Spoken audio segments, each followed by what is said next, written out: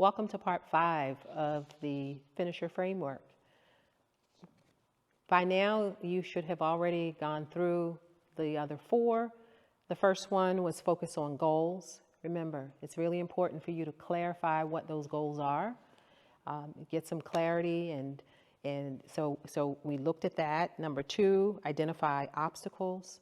If you aren't clear about what's going to prevent you from achieving your goals, if you've not even thought about that, then it's not likely that you're going to make the progress and cross the finish line of your goals, because obstacles are going to come.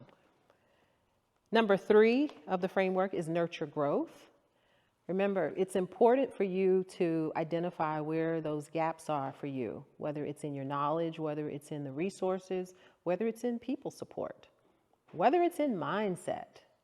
What are those things? So really want you to think about that. And then number 4 was to identify strategies and tactics. What are those specific strategies and tactics for you?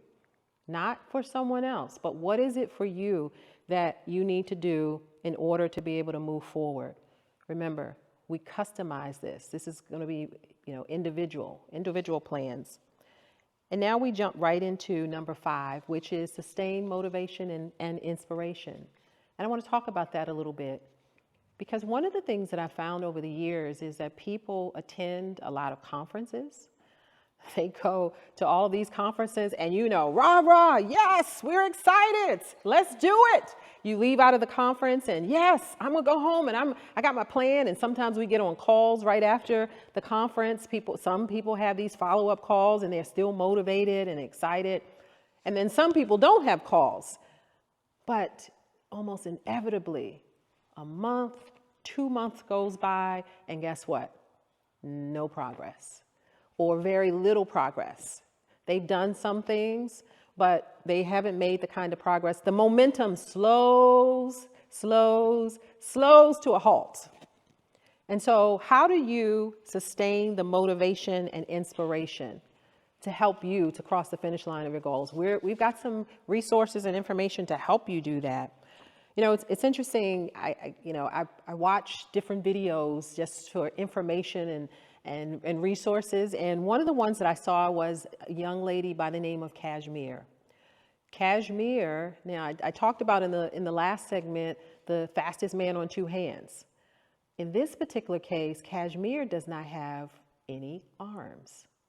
And if you watch the video, Kashmir cooks an entire meal with her feet.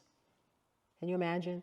She's picking up, and she fried chicken. Now, I'm not talking about just stirring something in a pot. She literally fries chicken, puts it on the oven. She picks up the pan with her feet. She opens the oven and puts something in there. She cuts up onions and does all of these things, right? What in the world? How do you sustain the motivation and inspiration to be able to accomplish that? I can imagine she's burned herself before. I can imagine that she wasn't sure how she was going to pick things up. It was a learning curve. So you've identified the strategies and tactics. Okay, this is what I'm going to need to do, but how do you sustain that motivation and inspiration when you've burned yourself, when something doesn't work out the way that you thought it was, when you thought you were going to have the money and it didn't come through when you thought it was going to come through? How do you maintain that motivation and inspiration? That's what we're going to talk about. We've got some resources and information that's really going to help you to be able to do that. And we've got a community of support that's going to help you. So that's part 5 of the framework, sustaining the motivation and inspiration. In the next segment, we're going to go into harness resources.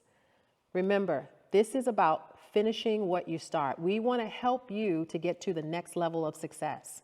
And so this framework and all the resources we have are going to help you do it. So I'll see you in the next session.